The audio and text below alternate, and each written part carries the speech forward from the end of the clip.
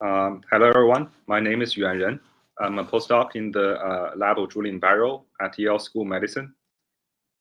We work in endocytosis. We work in fission yeast. We use fission yeast to study endocytosis, and we are mainly interested in studying how forces produce and transmitted at the molecular and cellular level. As a postdoc, one of my major projects is to develop a series of force sensors that can be used to measure forces at the molecular and cellular levels. So I would like to thank the organizers for giving me this opportunity to present our design principles and some of the results in measuring force at endocytosis in fission yeast. My title today is in vivo force measurement with 2, 1, half, and 0 GFP, green fluorescent protein. That shows how we are able to use different readouts and use different numbers of fluorescent proteins to achieve the same result. So I'm going to go to the outline of the slides. So in the outline, I'm going to, in this talk, I'm going to first give a brief introduction of the importance of forces for biology, why we care about forces, and why do we need to measure them. And also, I'm going to introduce the current state-of-the-art force sensors, which are usually based on Fred measurements to measure force at the molecular level. And also, I'm going to introduce how we are thinking that we can use a new motif called coiled-coils to make new force sensors that can be used in other applications and also be compatible with the Fred readout. That's going to be the last part. Okay. So the first part is the background of force, the importance of forces. So as biologists, sometimes we don't think that much about forces, but force is actually very important in almost every aspect of life in the cell biology and also in developmental biology. So here is a diagram of epithelial cells. You can see that this epithelial cell is making contacts with the neighboring cell and with the basement membrane. So at both of those locations, there are proteins responsible for making connections, either with the receptors on the other cell or with the ligands on the extracellular matrix. So in both of the cases, force is actually very important in stabilizing the connections. And this is important in both the homeostasis of the cells and also in the developmental process. So in the case of epithelial cells, the formation of blood vessels is heavily influenced by the presence of shear flow in the bloodstream. Also at the top of the cell, you can see a lot of structures. There are pumps, primary cilia, and also ion channels. So again, in all those cases, force is playing an important role. There are mechanosensitive channels, important for the healthy health of the cells and for the human body. And also the primary cilium also feels forces and responds to force. Inside the cells, again, there are a lot of forces. Along the microtubule tracts, motor proteins produce force to transport vesicles from different parts of the organelles to different parts of the cells. And between the integrins, as you can see at the bottom of the cells, they form actin stress fibers. Those also respond to force. So there are results showing that if you produce cyclic stress to the cells, then the actin fibers will align to the direction of the forces. So the cells will respond to force. And also, it's not shown directly in this diagram, but if you think about host pathogen interactions, the entry of virus particles, for example, the SARS-CoV-2, when those virus particles enter the cells, the membrane has to be deformed, and that deformation of the membrane will also require the generation force. And again, the delivery of the vesicles into the cell requires force. So again, in all those cases, force is playing a very important role. So this is showing you the presence of force in many aspects of cellular life. And how do we measure force? We in everyday life, in the macroscopic world, we measure force using a very simple device here. So shown on the left, you can see the measurement of the weight of an apple. So in this case, the measurement of force can be calculated. The force can be calculated by knowing the deformation of the spring. And if you know the stiffness of the spring by using the Hooke's law, you can calculate force. And this is how we easily calculate force at the microscopic level. And the best and most widely used sensors for measure force at the molecular level uses the same principle by using the Hooke's law. So this is the Fret approach to measure force, and this is the force sensor called TS mod that was developed 12 years ago. So you can see here in panel A, there are two fluorescent proteins connected by an elastic linker, and the elasticity or the stiffness of the elastic linker can be calibrated in vitro. And if those two fluorescent proteins are closer to each other, if the force is low, then there will be a high fluorescent transfer of energy. You can measure that by measuring Fret.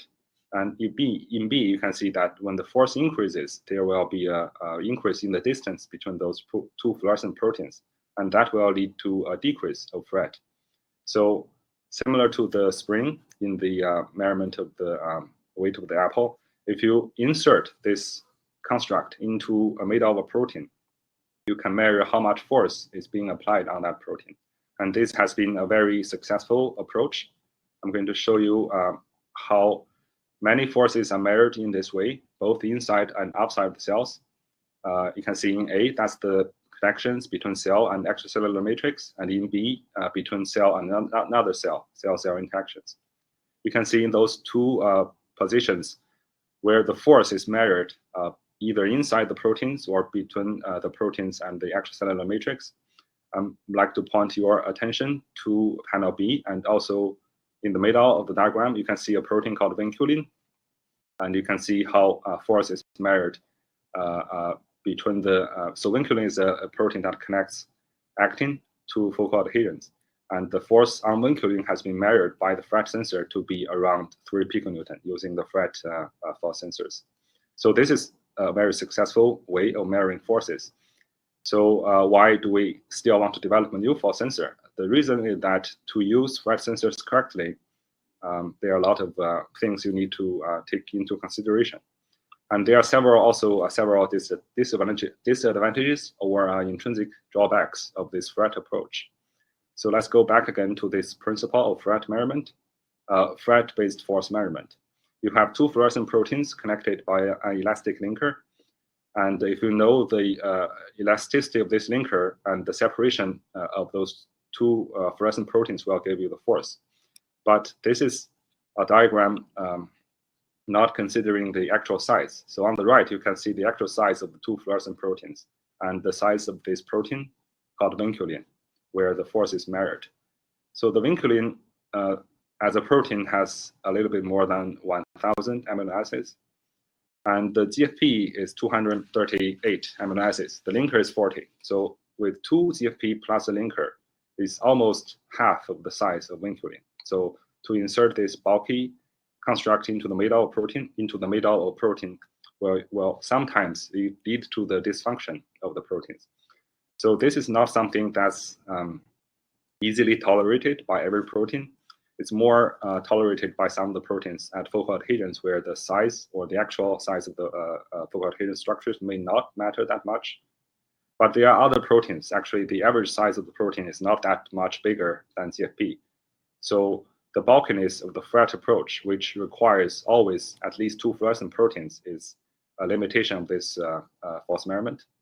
Another limitation is to do Fret accurately or reliably, you need to do a lot of controls.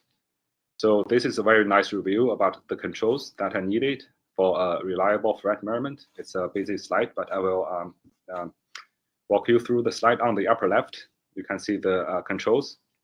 This is your protein of interest. On this protein, you want to measure the force on this protein. So you would insert the force sensor or tension sensor into the middle of the protein. But because the Fret sensor, the Fret is the fluorescent readout, you will also need to control for the fluorescence, not just between the donors and the acceptors, but the donor itself, acceptor itself, donor without acceptor, and acceptor without donor, such as here and here. And there will be no force controls where you insert the Fret sensors into either the C terminus or the N terminus of the protein. So those are the controls to get the reliable fluorescent readout. To control for the function of the protein, to make sure that the insertion itself does not lead to a dysfunction of the protein, you need to make sure that the protein with the fluorescent sensor inserted can rescue the knockout cells where the original protein is gone. So this is the control to show that it's still functional protein even with the insertion of the big fluorescent sensor. The expression levels need to be controlled, and also the dynamics of the proteins also need to be controlled. In C, you can see the control for the fluorescent lifetime, and that's the majority of the controls. But to be able to use the fluorescent sensor, you need to calibrate the fluorescent sensor at the beginning. So this in panel B, you can see how people use either magnetic tweezers or optical tweezers to calibrate the stiffness of the elastic linker in the middle. And in E, finally, that's the fret measurement. Usually, you would have a decrease in the fret efficiency with higher force, but not shown here is the absolute. The y-axis is not labeled, but the actual fret efficiency is usually low, and the difference in fret efficiency is usually within 10%. And the noise level is also usually high, and that's a noisy measurement. Usually, you have to control it very carefully, and you need to make sure you do everything correct. You have all the correct controls to make sure the force measurement is correct. So those are the difficulties of using the fret sensor. It's a great sensor. It works in many situations, but because of the number of controls and because of the readout, which is based on fret, it usually takes a long time for you to get a real measurement on any protein that you want to know the force. And I can go to the next slide. And that's why we think there are room for a new sensor, which ideally would be smaller. Smaller meaning that if you don't require fret readout, you don't require 2 fluorescent proteins, then the size of the fret sensor, then the size of the force sensor could be cut in half at least. And ideally, you can consider making a force sensor that is based on digital readout, as opposed to the analogous. No, sorry, pause. So a new force sensor can be using a digital readout, where the force gives you a either yes or no answer instead of a continuous readout, because a lot of the controls you generate when using the fret sensors is so you can have a standard curve to know where the force magnitude is. So that's what we want to do with the new force sensor. And actually, a force sensor based on DNA also already existed. That is smaller and based on digital readout.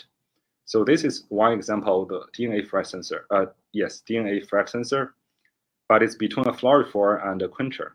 So the way the DNA force sensor works is the DNA also has a rupture force threshold. You can see here in panel B. When the force is not applied on this DNA hairpin, the fluorophore and quencher are very close to each other.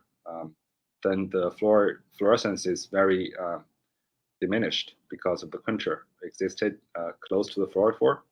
But if you apply force on this DNA hairpin, then the quencher will be further away from the fluorophore. You would have an increase in fluorescence. So this is what we call a digital readout. It's an on or off response, depending on the presence or the absence of force. And you can tune the rupture threshold by changing the GC or AT content percentage in the hairpin. You can see in C, by going from 22% GC to 100% GC, the rupture force can go from 4.2 to 16 piconewton. So this is a digital readout based force sensor, which still relies on fret, but is outside the cells, and it's a digital readout. So we want to develop a force sensor that's similar in principle, and also gives you a yes or no answer. So that's why we are trying to use a new protein, a protein motif called coiled-coils as our element to build the new force sensor. So a coiled-coil is made of 2 alpha helices. You can see in panel A, it's a diagram to show how the coiled-coils are organized. Usually you have the hydrophobic residues in the middle of the coiled-coil and the polar residues on the outside. So the outside is more hydrophilic and the middle is more hydrophobic. If there's no force, then this coiled-coil would exist in this conformation, as you can see in B. It's a folded state. But from our collaborators and from the literature, we have found that if you apply force to this coiled-coil structure, you can actually rupture it, just like you rupture the DNA hairpin. So I'm going to show you on the next slide, this slide. This is a diagram for the coiled-coil being pulled by optical tweezer from our collaborator, also at Yale, from Yongli Zhang lab. You can see the coiled-coil is relatively small. It's 4 by 2 nanometers in size. And if you use optical tweezers to apply force to the two ends of the coiled-coils, you can calibrate it. In this particular case, this coiled-coil would unfold at 11 piconewton. You can see the histogram on panel C. It's 11 piconewton rupture force, meaning that if you apply a force smaller than 11 piconewton on this coiled-coil, the coiled-coil would stay in a folded state. But if you increase the force to higher than 11, then it would rupture, unfold. So you can consider one coiled-coil to be existing at two states, either folded or unfolded. And the unfolding of the coiled-coil would be only happen if the force is higher than its unfolding threshold. A nice thing about coiled-coil is simple enough, and we can tune the rupture force or unfolding force threshold by changing usually the hydrophobicity of the residues in the center of the coiled-coil. So here, actually, we have already generated a library of coiled-coils, and we have calibrated them and have known their unfolding force threshold. All the red dots correspond to different coiled-coils. You can see the unfolding force thresholds range from 3 to 20 piconewton. We are making more based on different templates of coiled-coils, but this library is growing. So the idea of generating this library is that for each coiled-coil, if you insert that coiled-coil into a protein of interest, you will be asking a question: is the force on that coiled-coil bigger or smaller than the unfolding force threshold of the coiled-coil? Because if the force is bigger than the threshold, then the coiled-coil will be unfolded and open. If the force is smaller, then the coiled-coil would be staying in a folded state. By looking at the folded state of the coiled-coil, you would know the force. And then the question is, how do we know if the coiled-coil is open or not in Vivo? I'm going to give you two examples to show how we can use coiled-coils as force sensors to measure the magnitudes of force in endocytosis on two different proteins and with two different readouts. So in the first readout, I'm going to show you that the insertion of the coiled-coil plus some other domains on that protein will lead to protein condensation, and that is your readout. In the second example, I'm going to show you that by engineering the linker of the coiled-coil, we can introduce different readouts and not be limited in the use of GFP as your readout. Okay, so this is the first example. These two proteins, one is called N1 and the other is called N4. Both have lipid binding domains and actin binding domains. They are adapter proteins in the process called endocytosis, where actin produces force to bend the membrane. So the membrane eventually deforms and is being reshaped into a vesicle and being transported into the cells. In the lower left, you can see time lapse of endocytosis. All the black spots are N4 proteins assembling and then disassembling at endocytic sites. So on the lower right, you can see a chemograph of this endocytic process. You can see again N4 proteins first assemble and then disassemble. So the force on N4 proteins, we think, would also first increase, then decrease. If you insert the coiled-coils into this N4 protein, and if the force on that N4 protein increases to the level higher than the unfolding force threshold of the coiled-coil, then the coiled-coil would be open. And if the force decreases, then the coiled-coil would refold into the folded state. If you only have one coiled-coil this is a reversible process and nothing special would happen. But if you have multiple insertion of the coiled-coils into different N4 proteins, because they are multiple copies of N4 proteins very close to each other, what could happen is once the coiled-coil is unfolded, in the refolding process, if the force drops, the refolding can happen between different helices of the coiled-coils. So you can see on the right of this slide, 4 different coiled-coils refolding onto each other to form coiled-coils. So that's why the refolding process will lead to the generation of bigger intermolecular structures and eventually lead to condensation of the protein. So the condensation would look like this in panel G. In the wild type, which is panel F, you can see the normal endocytic patches where N4 proteins assemble onto endocytic sites. But if we insert the coiled-coils into N4 protein closer to the actin binding site, you start to see the generation of bigger condensates, which are fluid-like. They are actually phase separated. From the time lapse, you can see different droplets fuse, and they also under fission. They also undergo fusion and fission. So this is a dynamic process. But the major point is the presence of these condensates shows you that the coiled-coil has been opened by force, which means that the force on N4 protein closer to its actin binding domain has been higher than 11 piconewton, and this is how you know the magnitude of force using coiled-coils. So we did a further measurement of force on N4. We used 4 different coiled-coils, each having different force thresholds. It's 8, 10, 11, and 20. We either inserted the same coiled-coil into different positions of the same N4 protein, or we inserted different coiled-coils into different positions. Different positions of the same protein. And if you see the presence of the condensates, it means that the force is higher than the force than the unfolding force threshold. So in this case, for the 8 piconewton coiled-coil, which is at the bottom of the left, which is at the bottom left of this image, you can see the presence of condensates, meaning that at all 3 positions of N4, force is higher than 8. But the 10 piconewton coiled-coil only gives condensates at the second and the third positions of N4, but not at the first, which means that force in the first position of N4 protein is between 8 and 10. And this is how we discovered, using the coiled-coil force sensors, a gradient of force along this N4 protein.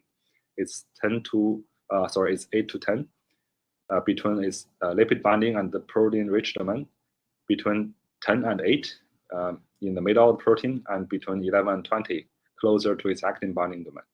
So this is one example showing you that the force measurement on a protein inside the cells independent of threat. There could be other readouts, which I'm going to show you using the split GFP approach. The split GFP works because GFP can self-reassemble if you provide both the 11th strand and the 1 to 10 strand. And if you express the GFP 1 to 10 in the cells and use GFP 11 as the linker of a coiled-coil, then if the coiled-coil is in a folded state, the GFP 11 would not be available for the reassembly of GFP. You would have no fluorescence. But fluorescence will be there if the GFP 11 has been exposed, which will only happen if the coiled-coil has been opened by force. So this is how, by using one GFP cut in half, you can reassemble the fluorescence at the present force, if the force is higher than the unfolding threshold of the coiled-coil.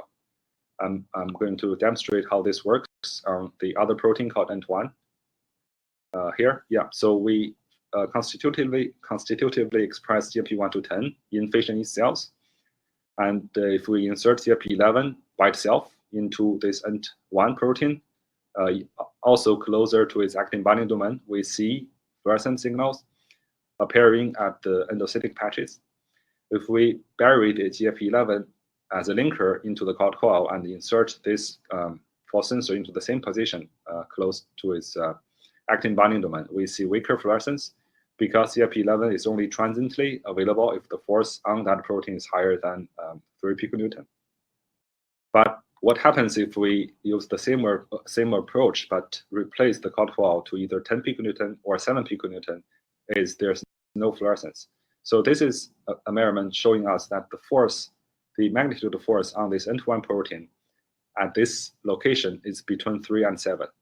We also did other controls to show how we can we can either decrease the force or increase the force by removing or changing, mutating other domains on N1 protein or other proteins. But the general principle is by using this split GFP approach, we can have another readout for our force sensor. So that's actually the end of my data. The summary is coiled-coils is a force-responsive element. It's simple and smaller than the Fred sensors. It's also compatible with Fred sensors, but we would like to keep using the coiled-coils as a building block, so that we can add different readouts onto the sensor, onto the linkers, and by using this, we anticipate to be able to measure forces on more proteins and have more readouts. And that's the end of the talk. I would like to acknowledge the funding resources, which is NIH, and also acknowledge the lab mates in my lab in Biolab. Also would like to acknowledge the collaborators in the Zhang lab, especially Jie, who calibrated many of the coiled-coils. And thank you all for your attention. Thank you.